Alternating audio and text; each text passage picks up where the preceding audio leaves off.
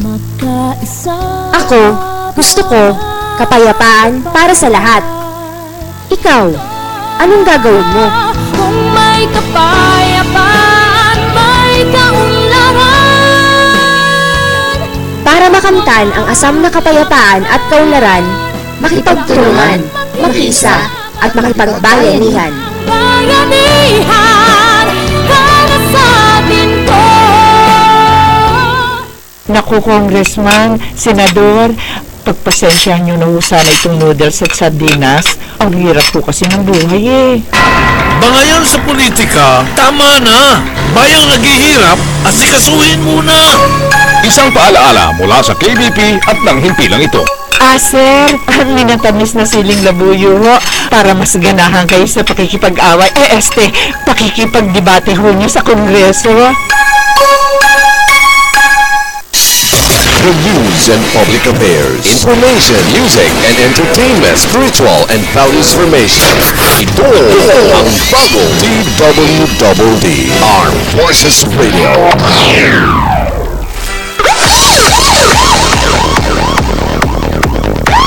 Mga kababayan, ito po ang inyong lingkod, Colonel Max Valiente ng Philippine National Police. Mas pinatatag na may paninindigan. Sama-samang lakas, ito ang bagong Police at Media.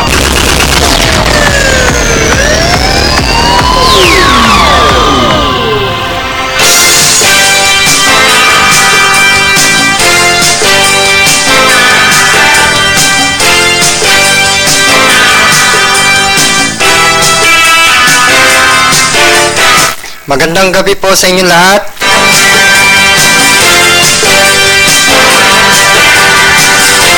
Isang mainit na pagbati po ngayong araw ng Sabado.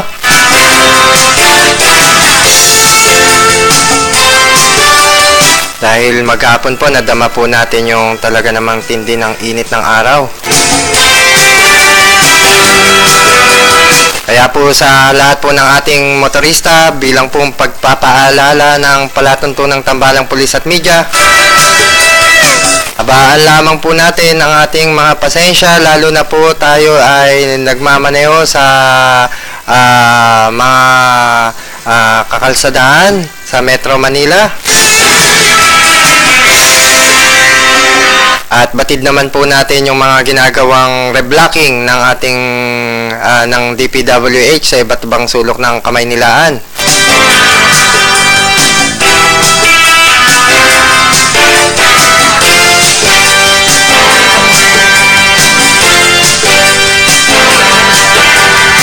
Kaya po kung nalalaman nyo po yung mga lugar na na nagkakaroon po ng mga reblocking, ay magkaroon na po kayo ng alternatibong mga dadaanan. Lalo na po kung kayo po ay nagmamadali sa inyong pupuntahan.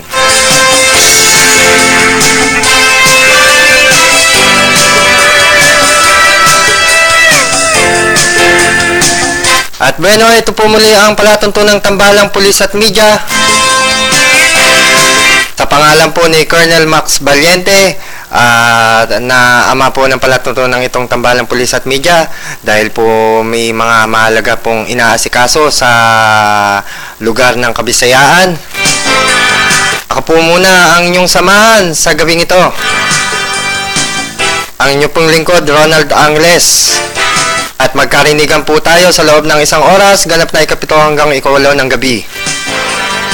At syempre po, gaya pa rin po ng dati, kami po ay magkakalob sa inyo ng mga balita tungkol po sa ating kapulisan.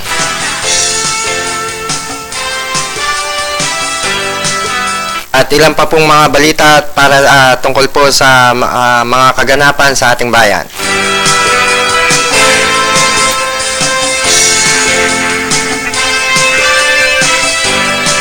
At hindi na po natin pakakahabaan pa.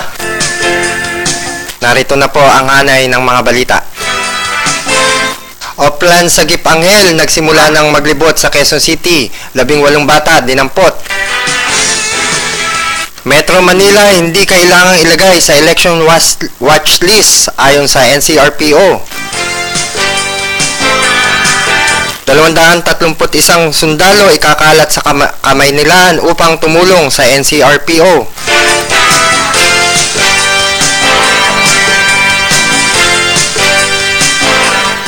Holdupper ng UB Express arestado sa Makati.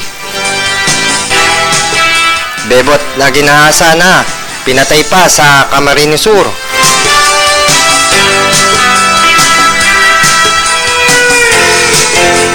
Pumatol sa biro, ina nag-suicide, 2 anak idinamay.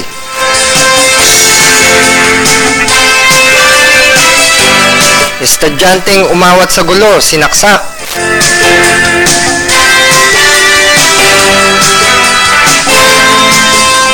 Sa kakaiwas sa checkpoint, rider nakabundol ng pulis. Lady manager niratrat ng riding in tandem. Presinto binomba.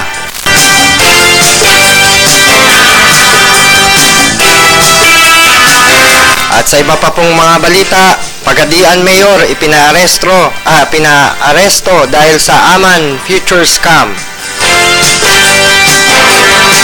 2 kargador magsasaka huli sa drug bust ng PIDEA.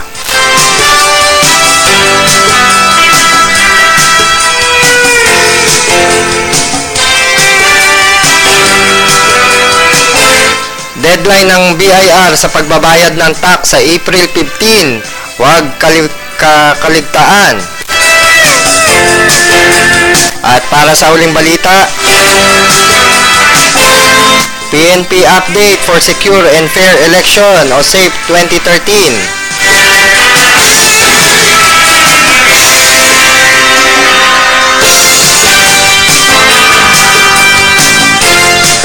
Akin po ipagkakalob sa inyo ang mga detalye ng aming mga ibabalita, makalipas lamang po ng ilang paalala mula sa aming himpilan.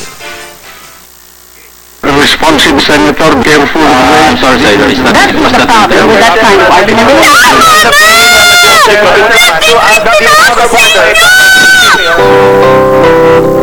Panginoon, kausapin mo po ang mga leader ng aming bansa na itigil na nila ang nakararunding salungatan sa gitna ng kahirapang aming nararanasan. Isama po natin sa ating mga panalangin ang pagkakaisa at kapayapaan sa ating bansa. Isang paalaala mula sa KBP at ng himpilang ito.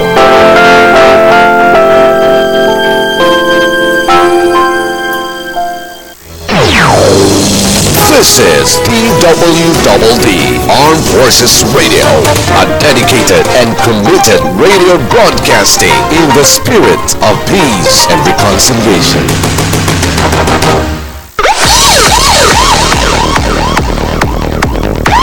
Mga kababayan, ito po ang inyong lingkod, Colonel Max Valiente ng Philippine National Police. Mas pinatatag na may paninindigan. Sama-samang lakas, ito ang bagong Police Media.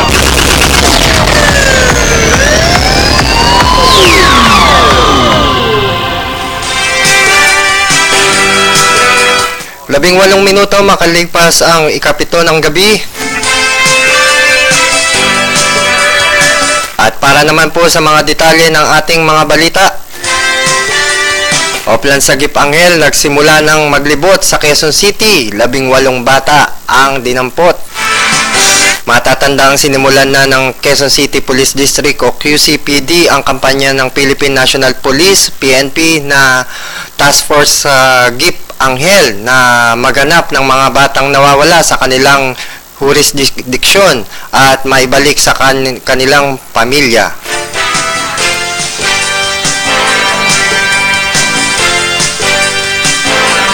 Idinikit sa bintana at likurang bahagi ng mga police mobile ang mga litrato ng nawawalang bata kasama ang ilang impormasyon at contact numbers ng kanilang pamilya.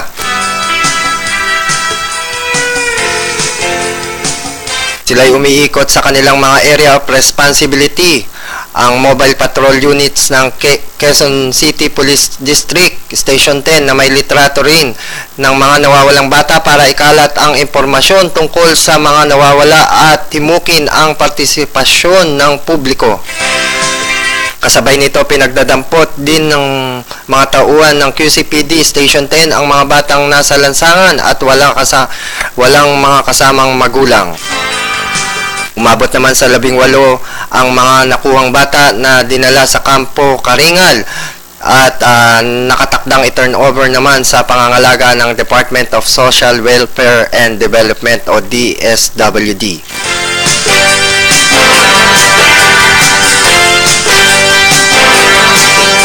Metro Manila hindi kailangang ilagay sa election watch list ayon sa NCRPO.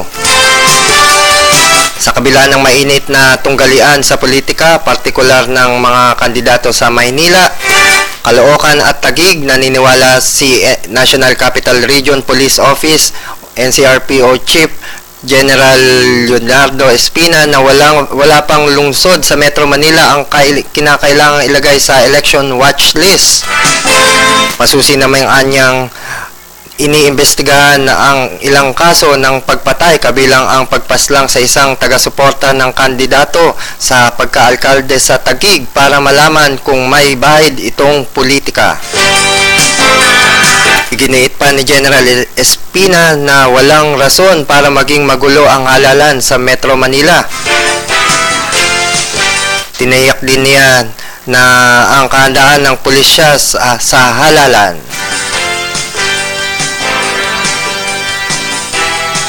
Ayon pa sa kanya, nagpulong na ang Joint Task Force na kinabibilangan ng Armed Forces of the Philippines, AFP, Philippine National Police, PNP at Commission on Election, COMELEC para matiyak na magiging maayos ang eleksyon itong taong 2013.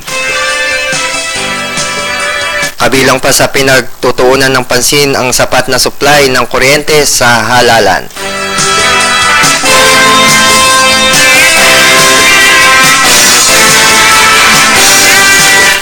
Isang minuto makalipas ang ikapito ng gabi, ito pa rin po ang palatuntunang tambalang pulis at media dito lamang po sa Armed Forces Radio. At sa ilang pa pong mga balita, 231 sundalo ay kakalat sa Kamaynilaan upang tumulong sa NCRPO. Magpapakalat ng 231 sundalo ang militar sa iba't ibang parte ng Metro Manila upang magbigay ng karagdagang seguridad para sa darating na eleksyon sa Mayo 13. Sinabi ni Colonel Arnulfo Burgos, tagapagsalita ng Armed Forces of the Philippines, inutusan ang 231 sundalo na mag-report sa National Capital Region Office, Police Office ngayong Miyerkules. Idinagdag pa ni Colonel Burgos na ang 231 na sundalo ay mapapasailalim sa pulisya hanggang sa katapusan ng eleksyon. Sa pangunguna ng hepe ng NCRPO na si General Espina, siya namang magdedesisyon kung saan sila ipapadala.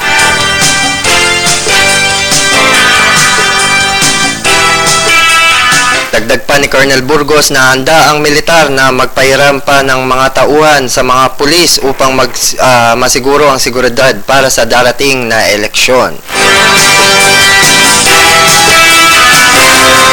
Holdupper ng UB Express, arestado sa Makati. Naaresto ng Makati City Police ang isa sa 4 na suspect na sa pang-hold up ng UB Express.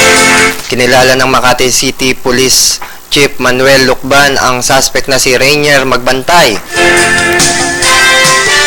26 na gulang ng Quiapo, Maynila. Sinabi ni Lucban na magsasagawa ng follow-up operation ang mga pulis sa C5 Kalayaan Avenue kaugnay sa dumaraming kaso ng pang-hold up sa mga UB Express nang namataan nila ang 2 motorsiklo sakay ng mga suspect na nakabuntot sa UB Express.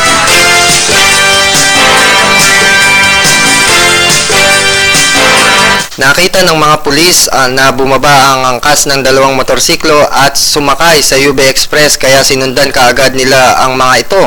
Pagdating sa EDSA Kalayaan Avenue, nakumpirma ng mga pulis na hinold up na ang mga pasahero ng naturang UB Express. Nagawa namang maaresto ang isa sa mga suspect na armado ng patalim habang nakatakas ang tatlo pa nitong mga kasama sakay ng motorsiklo.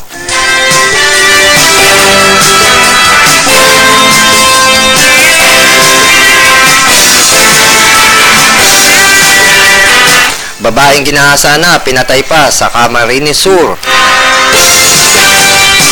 Isang babaeng may tama ng baril at wala ng buhay na biktima ng panggagahasa na natagpuan sa madamong bahagi ng Barangay Santo Lucia, Bagong Sirang sa Magaraw, Camarines Sur, Sabado ng umaga. Inaalam pa ng pulisya ang pagkakakilanlan ng biktima na inilarawan sa nasa edad 25 hanggang 28 gulang. Mahaba ang buhok, morena at nakasuot lamang ng kulay gray na sweatshirt. Ay isa naman itong tama ng bala sa kaliwang bahagi ng katawan. Blanco pa rin ang ang kapulisyahan kung sino ang nasa likod ng karumal-dumal na krimen, pero mayroon ng sinusundan na lead para makilala ang mga salarin.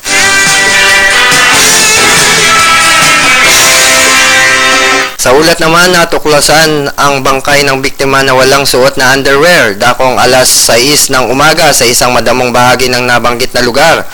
Bago ito nakarinig ang mga residente ng isang putok ng baril dahil sa alanganing ang oras at ayaw na rin nilang madamay pa, ay nagbingi-bingihan na lamang ang mga nasabing residente sa nadinig na putok. Pero kinaumagahan, biglang dumami ang mga amuyong dahil sa mga putok ng baril na kanilang narinig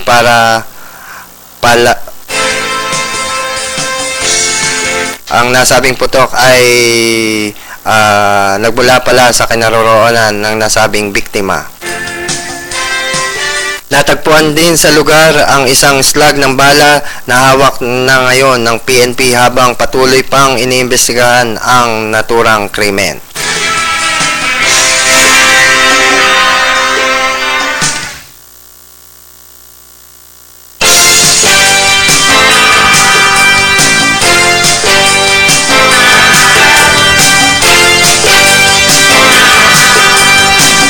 Inang pumatol sa biro, nag-suicide, 2 anak, idinamay. Hanggang sa kasalukuyan ay tulala ang isang padre de pamilya matapos na matagpuan ang kanyang mag-iina na wala ng buhay at palutang-lutang sa ilog sa bayan ng Libmanan, Camarines Sur. Sa report na nakarating sa Camp Crame, personal na kinilalan ni Sergio Sacro, 38 gulang, ang kanyang mag-iina na sina Maricel Sacro, 9 na taong gulang, at ang dalawa nitong mga anak na sina Jocelyn at Jonalyn, awang nakatira sa Barangay Puro Basya sa bayan ng Libnan, Camarines Sur. Nabatid sa mga nakalap na impormasyon ni PO2 Richie Oliver ng Libmanan Police Station na madalas biruin ng kanilang mga kapitbahay ang biktimang si Maricel na may ibang babae na ang kanyang mister, kung kaya't laging gabi na ito nakakauwi sa kanilang bahay. Dahil sa madaling pumatol at maniwala ang misis ay dinamdam nito at pinaniwalaan ang mga biro. Ginawang panunukso ng kanilang mga kapitbahay na humantong sa kanyang papakamatay na at idinamay pa ang dalawa nitong mga anak.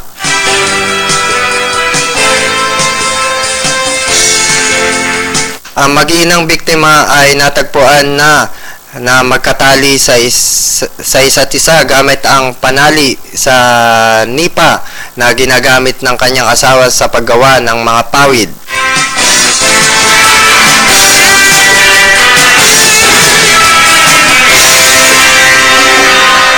29 na minuto makalipas ang ikapito ng gabi.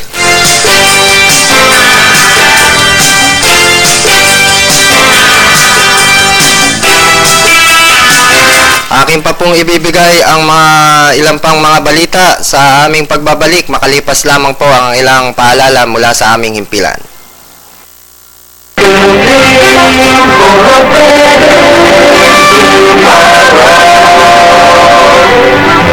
DWDD, Armed Forces Radio, 1134 kHz, broadcasting from Campo Ginaldo, Quezon City. Ang himpilang ito ay bahagi ng Civil Relations Service, Armed Forces of the Philippines. Ang DWDD, himpilan ng Kawal ng Bayan, ay kasapi ng KBP, ang kapisanan ng mga broadcaster sa Pilipinas. Ang ating pong oras, 30 minuto makalipas ang ikapito ng gabi.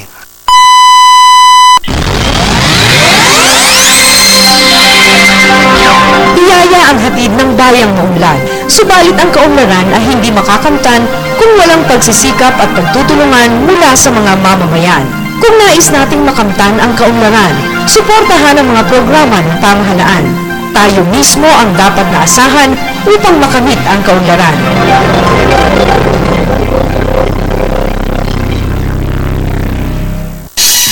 The news and public affairs, information, music, and entertainment, spiritual and values formation. Ito ang bago DWDD, Armed Forces Radio.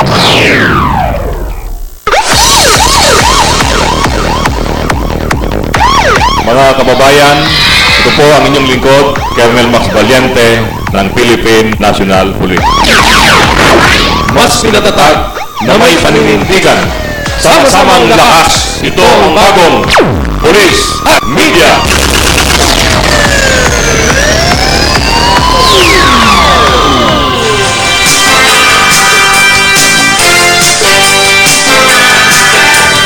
Nagbabalik po ang ikalawang bahagi ng palatuntunang Tambalang Pulis at Media.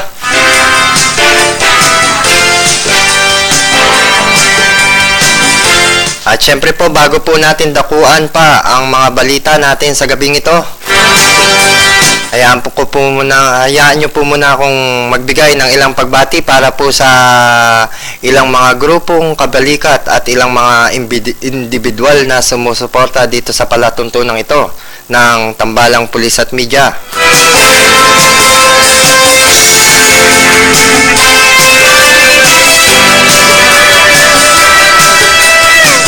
Siyempre, unang-una dyan, ang grupo naman ng May Bahay ni Colonel Max Valiente na si Ma'am Ophel Valiente. Ang kanya pong grupo sa Inner Wheel Club International. Siyempre, nandyan yung Inner Wheel Club of Pasay Southeast.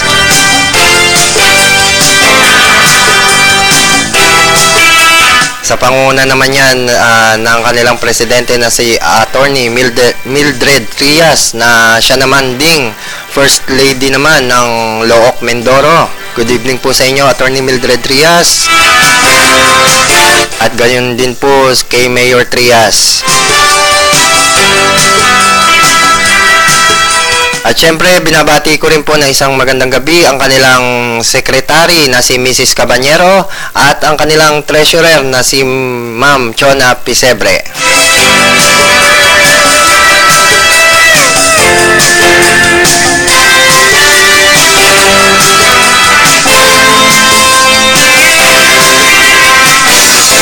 Isang magandang pagbati din po ang aming pinapaabot sa Anghel ng Masa sa panguna po ni Ma'am Tina Shotwell Clemente, na may palatuntunan naman tuwing araw ng Lunes hanggang Biyernes. Ito po naman ang palatuntunan ng Anghel ng Masa.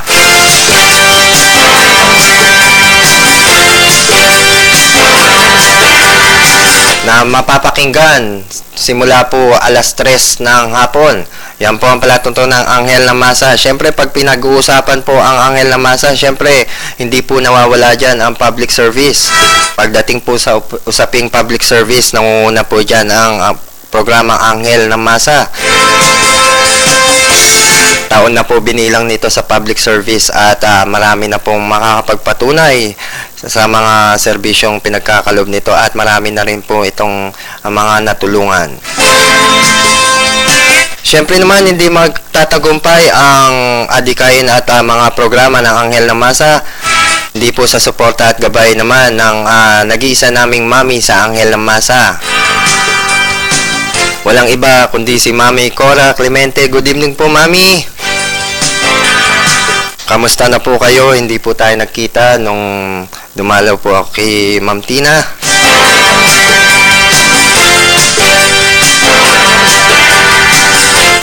Sana po nasa mabuti po kayong kalagayan at maganda pa rin po ang inyong katawan. Healthy pa rin po na kinainggitan ko.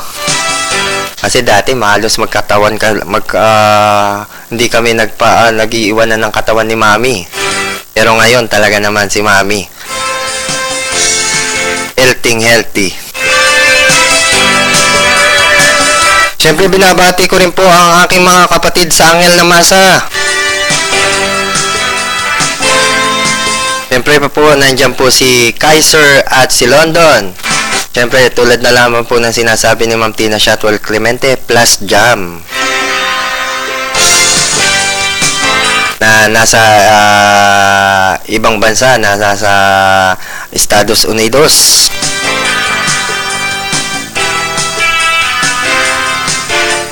At speaking po ng ibang bansa, binabati po natin ang lahat po ng ating OFW na nakasubaybay po sa ating sinasagawang live streaming sa www.afpradio.ph.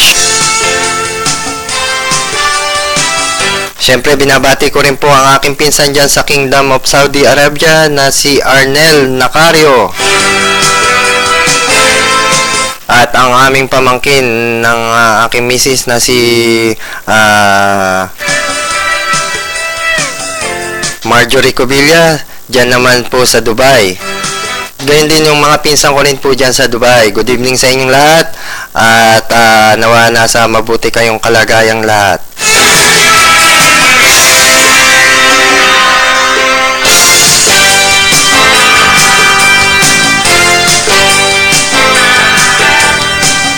Binabati rin po natin yung ating mga kababayan dyan sa Dakong, Korea. Bagamat po medyo nagkakaroon po kayo ng mga alalahanin dahil po dito sa issue ng girian ng dalawang ng South at saka North Korea.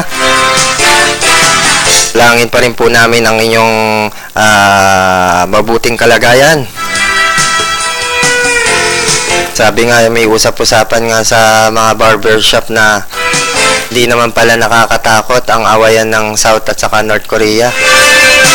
Dahil hindi naman daw pampasabog na nuklear ang ipapasabog ng North Korea. Kundi daw po missile. Yung bulutong. Kasi, di ba, pag ang tawag nila missile, ang iba naman bigkas po dun sa missile, missile. Kidding aside lamang po, pero sa ating pong pagpapatuloy, siyempre, hindi ko po makakalimutan ang mga aming nag-iisang doktor ng motorsiklo. Walang iba kundi ang nag-iisang doktor ng motorsiklo dito sa Armed Forces Radio. Walang iba kundi si Dr. June Cabanyog Jr. na may palatuntunan tuwing araw ng Lunes, ganap na ikapitol hanggang ikawalo ng gabi. Ito po ang palatuntunang J&J sa Double D ni kasamang June Cabanyog Jr.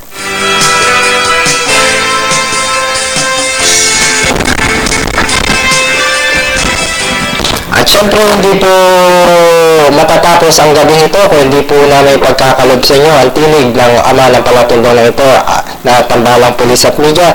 Nandito na po sa aming linya ng komunikasyon si Colonel Max Valiente. Good evening po, sir. Yes, Pater Ronald, magandang gabi at magandang gabi sa ating mga taga-pakinig at talagang medyo mahirap pumunta sapagkat sa kasulukuyan nandito ngayon ako sa Tacloban. Okay naman ang situation dito, magandang weather at okay naman, medyo ni kanina lang ikausap ko yung regional director dito si General Soria at very peaceful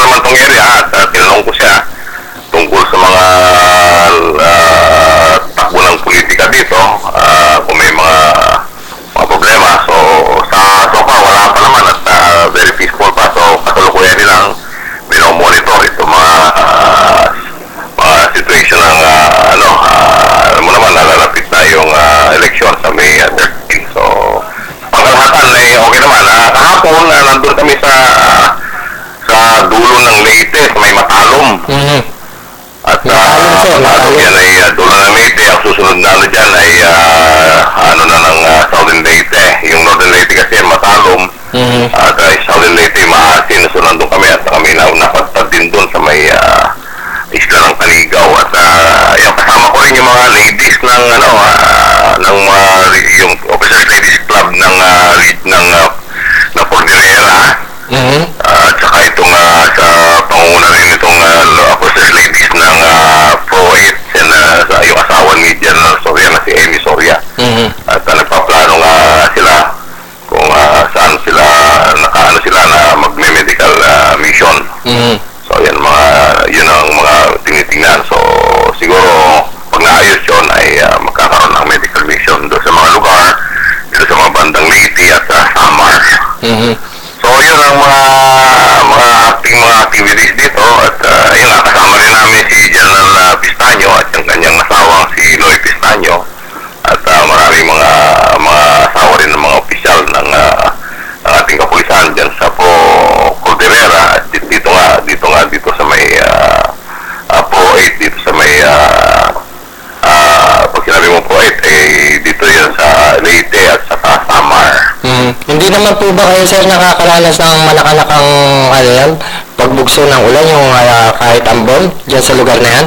Dito sa pag-ikot-ikot namin dito ng ilang araw, mainit naman ang panahon. Although maganda naman ang mahangin kapag alam mo naman dito, mapuno pa, mga bulubundukin ang mga lugar dito at karamihan ay mga dinadaanan ay mga sabi ng dagat. Pero maganda naman ang at wala namang kaming na pabugso-bugsong ulan dito, wala naman. Tulad naman, sir, dun sa naiulat natin nung nakarang Sabado, di ba, sir, naiulat natin nung nakarang Sabado, nung huli niyong pinuntahan na lugar, may mga brownout na nangyayari. Diyan ba sa lugar na yan, sir? Wala naman? Wala naman. So far, nung isang araw nga, kailan ba kami dumating dito? Kasabay nga namin si Aeroplano, si Secretary Pitilla, yung Secretary Energy Secretary. Gusto ko nga makausap sana para yung matanong ko sa maski paano yung situation ng elektrisidad dyan sa may bandang parte ng Mindanao. Hindi ko mukhang nagmamadali at mukhang marami siyang activities. So yun. Pero so far dito sa may Kabisayaan, wala naman kaming rito na brownout na habang nandito na ilang araw kami dito. Wala naman. Napag-uusapan yung mga ating mga telepono sa mga bardang lugar ng mga yung Baybay, yung papuntang Matalom ay nawawala ang signal ng ating mga telepono. Kaya kung yung ating cellphone signal nawawala. Kamusta naman yung election dyan sa may, sir, yung campaign period dyan sa inyong kinalalagyan? Wala naman bang mga incidental, sir, concerning dun sa itong campaign period, sir? Wala naman akong kaparo. Yung naitanong ko kay General Soria, yung regional director dito ng kapulisan, dito sa Region 8. Wala namang problema although may mga minomonitor sila mga area, lalo sa mga bandang Samar. Pero wala naman. At yung pag-ikot-ikot nga namin hanggang Ormoc, ayun nga tumatakbo doon yung may artistang tumatakbo doon sa mayor sa Ormoc. Kilala mo na yung kusina yun. Si Richard Gomez. So, nakapasok ka na. Oo. So, alam mo naman, pag mga ganong kilala. Pero hindi naman natin masasabi na alam mo naman ako ng politika depende yan sa sipag mong mag-explain ng iyong mga plataforma kung ikaw ay mahalal. So, at sipag mo rin sa pagkikipag sa mga tao, pagkikipag-usap or ikaw nga kailangan maabot mo kung ano yung mga problema sa agikain ng mga lugar na tinatakbuhan ng ating mga kandidato. Kamusta naman, sir, yung sinasagawang mga checkpoint operation ng ating kapulisan dyan? marami pa rin po ba silang na-intercept na lumalabag? Yung nga, wala naman meron pa isa-isa daw, pero at least alam naman nila yung bawal yung mga, alam mo, may mga gun ban at yun, ang tinanong pa yung police, yung police dun sa Matalom municipality at Matalom, yung chief of police dun ay si Major Plaza. Major Plaza. Tinanong ko sa kanya ang security sa yung vision order doon, ay sabi niya, sir, tahimik naman po dito at ang pulis ko dito, sabi ko, ilang pulis mo? 22 sila. So sabi ko, sa laking mga bundok itong mga area mo, para naman ang vision order. Sabi niya, wala naman pong very peaceful, sabi niya. So yun ang mga nakuha natin mga situation dito sa lugar ng Region 8. At maganda po yung mga pinagkaloob na mga informasyon para po dito sa, lalo na yung mga kababayan natin na taga dyan na dito naman sa Kamaynilaan nagtatrabaho, na maganda ang inyong pinagkaloob na balita, sir. Totoo yan. At kung may awan Diyos, ako rin pabalik na ng Manila bukas. Ano ba, linggo bukas o linggo? Nabalitaan niyo na po ba yung mga sinasagawang mga red blocking, lalo na po particular dito sa gawing EDSA? Kamusta naman dyan? Anong mga situation dyan? Tulad po ng inaasahan, sir, talaga naman pong grabe ang traffic. Yan ang sasalubong sa inyo, sir. Yan ang alam mo naman dyan sa Metro Manila, yan ay yung almusal, tanghalian at hapunan traffic. Kaya kailangan sa atin mga kamabayan, yung paglabas ng kanilang tahanan at kung nabanda-banda dyan sa nababanggit natin mga lugar ay magbawal na maraming pasensya, yung madalas nating sinasabi sa atin mga kababayan. Kaya sir, sa pagbabalik nyo dito sa Maynila, magdala kayo ng mga malalamig at saka pasensya, sir. Malamig na tubig, dami-damihan nyo, sir. Baka kayo maging daing. So, partner, yun muna ang aking maibabalita sa'yo dito sa lugar ng Region 8 at kung meron pa man ako mahagip dito mga ibang balita ay natin sa susunod na programa natin sa Sabado. Maraming salamat, sir. At maraming salamat at mabuhay ka dyan at God bless.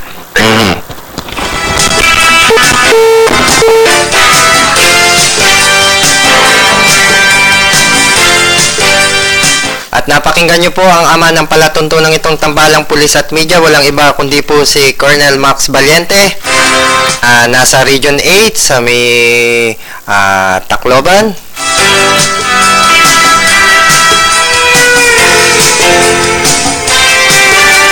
At sana po maging huwaran po yung lugar na yan sa iba pang mga bayan o lalawigan na maging peaceful din po. Lalo na po dun sa mga lugar naman na kinoconsider ng ating COMELEC at PNP na election hotspot.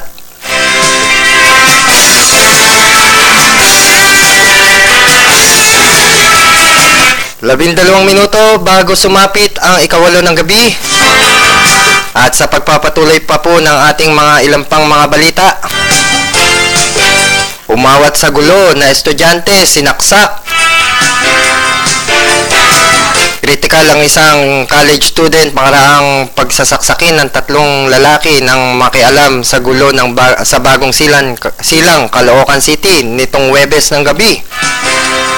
Ang biktima na nagngangalang Ruben A. Kadinag, 21 taong gulang, estudyante at nakatira sa Phase 3, Package 2, Block 48, Lot 10, Barangay 176, Bagong Silang, Caloocan City, under observation ngayon sa East Avenue Hospital dahil sa natamo nitong saksak sa katawan.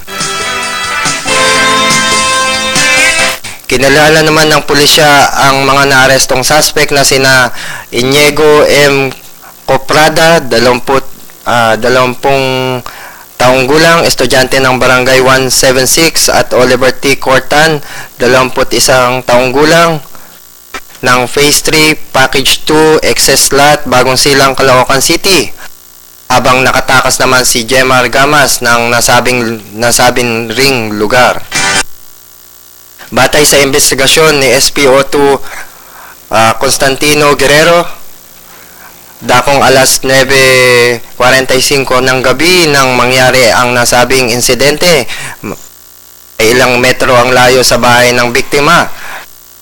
Lumitaw naman sa nasabing report ng pulisya na ang biktima ay nasa standby, naka-standby sa may bangketa sa kanilang lugar nang dumating ang mga suspect na armado ng patalim at sa hindi malamang kadahilanan ay inatake ang mga kaibigan ng biktima. Dahil dito lumapit ang biktima para payapain ang mga suspect. Subalit siya ang pinagbalingan ng mga ito at pinagsasaksak sa katawan at saka mabilis na nagsitakas. Sa isinasagawa namang follow-up operation ng pulisya, naaresto ang dalawa samantalang tuluyang nakatakas ang isa pang suspect at kasulukuyang isinasampa ang kakulang kaso sa piskal ng Caloocan City.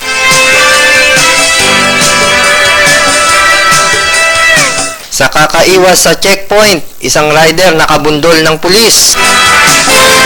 Sa Tarlac City, sinugod sa ospital ang isang pulis matapos siyang magip ng motorsiklo na sinasakyan ng isang ayaw magpasita sa checkpoint ng pulisya sa highway ng Barangay Paraiso, Tarlac City.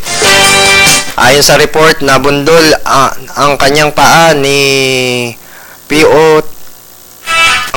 PO3 Deo Bagalay, 33 taong gulang, nakatalaga sa Provincial Public Safety Company, PPSC, at residente naman ng Capitol Villas, Barangay Karangian, Tarlac City.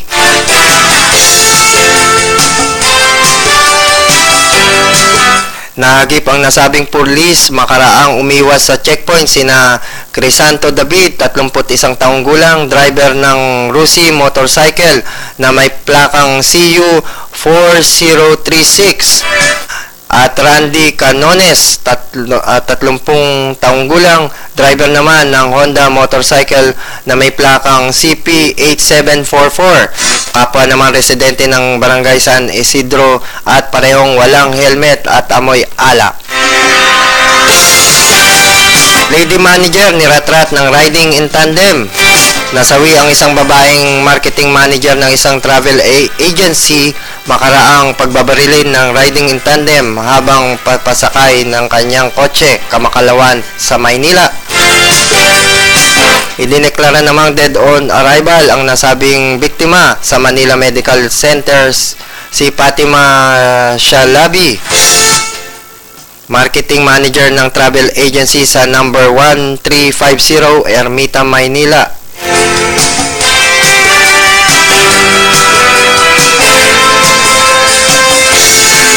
Na taga Romania Street, Better Living Subdivision, Parañaque City. Sa investigasyon ni SPO1 Chris Ocampo ng Manila Police District Homicide Section, alas 6:30 nang maganap ang insidente sa may Vasquez Street, Ermita. Nabatid sa kasamaan ng biktima na si Mary Ann Lapa at sa asawa ng biktimang si Amro Shalabi. Papasakay na umano ang biktima sa kotse ng pagbukas nito sa pintuan ay lumapit ang dalawang suspect at saka ito pinagbabaril. Mabilis na pinaharurot ng suspect ang minamaneho nitong motorsiklo nang makitang bumagsak ang biktima na nagtamo ng mga bala sa katawan. Patuloy naman ang investigasyon ng pulisya para matukoy ang motibo ng pagpaslang sa nasabing biktima. Presinto Binomba. Nabasag ang pintuan sa Lamin.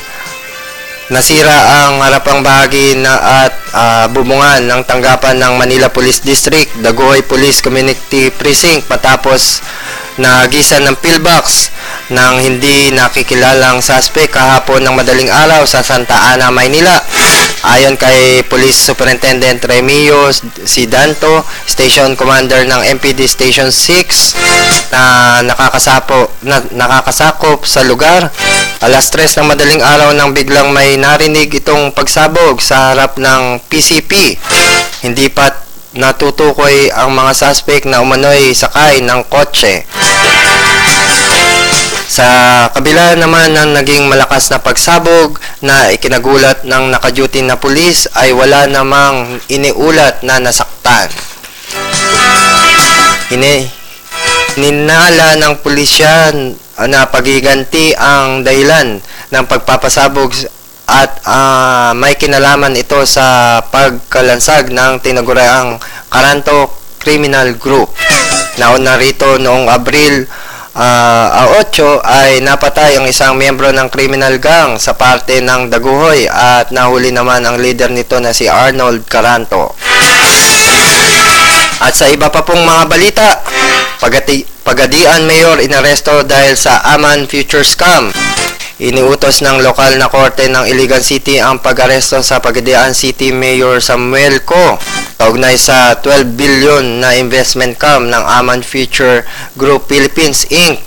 Sinabi ni Virilio Mendez, Deputy Director Regional Services ng National Bureau of Investigation o NBI. Inilabas ni Judge Alberto Quinto ng Iligan City Regional Trial Court Branch 1 ang warrant of arrest laban kay Samuel Co. nitong Huwebes. Sinabi ni Mendez na agad na sinubukan hiyain ng operatiba ng NBI ang warrant of arrest kay Co. ngunit hindi agad natagpuan ang alkalde.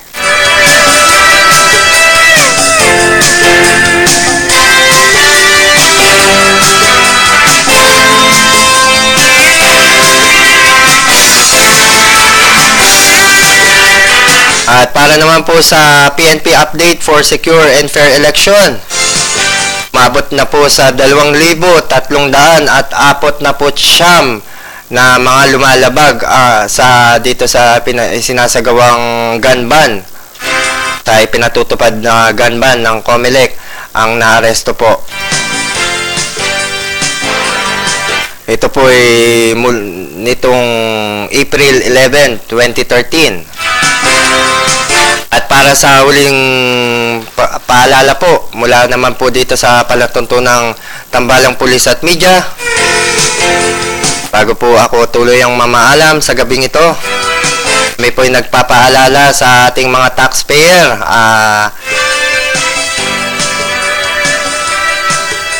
Nananawagan po ang ating BIR sa pagbabayad ninyo ng inyong tax itong darating na April 15 na dapat po huwag nyong kaligtaan.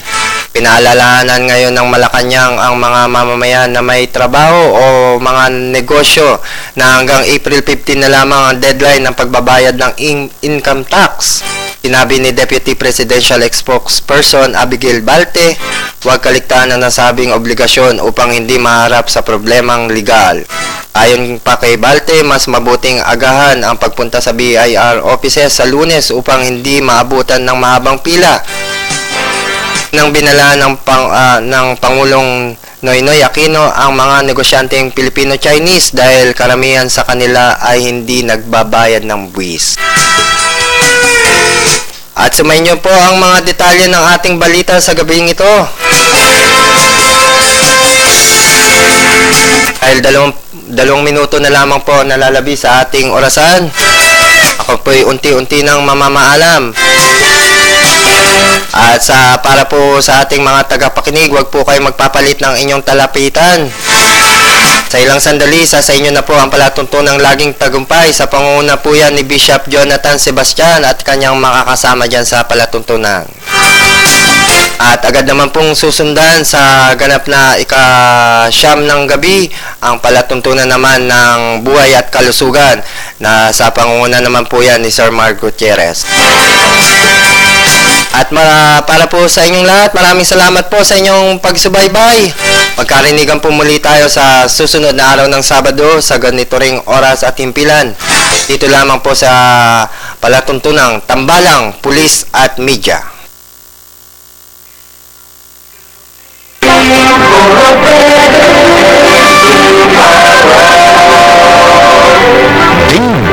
DWDD, Armed Forces Radio, 1144 kilohertz, broadcasting from Campo Ginaldo, Quezon City. Ang himpilang ito ay bahagi ng Civil Relations Service, Armed Forces of the Philippines. Ang DWDD, Himpilan ng Kawal ng Bayan, ay kasapi ng KBP, ang kapisanan ng mga broadcasters sa Pilipinas. Ang ating pong oras, ganap na pong 8:00 ng gabi.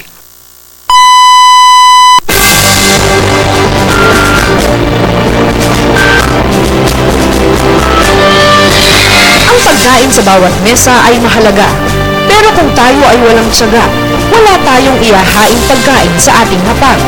Kaya't maging huwaran tayo sa kabataan sa pagsusumikap para sa pag-unlad. Itaguyod ang kanilang edukasyon upang maging kapaki-pakinabang sa susunod na henerasyon.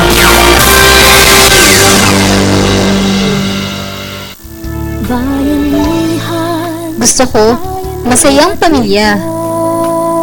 Gusto ko, maunlad na pamayanan. Gusto ko, nagkakaisang bayan. Ako, gusto ko, kapayapaan para sa lahat. Ikaw, anong gagawin mo? Kung may kapayapaan, may kaunlaran. Para makamtan ang asam na kapayapaan at kaunlaran, makipagtulungan, makiisa, at makipagbayanihan. Bayanihan, para sa atin to. Ito ang bagong DWDD.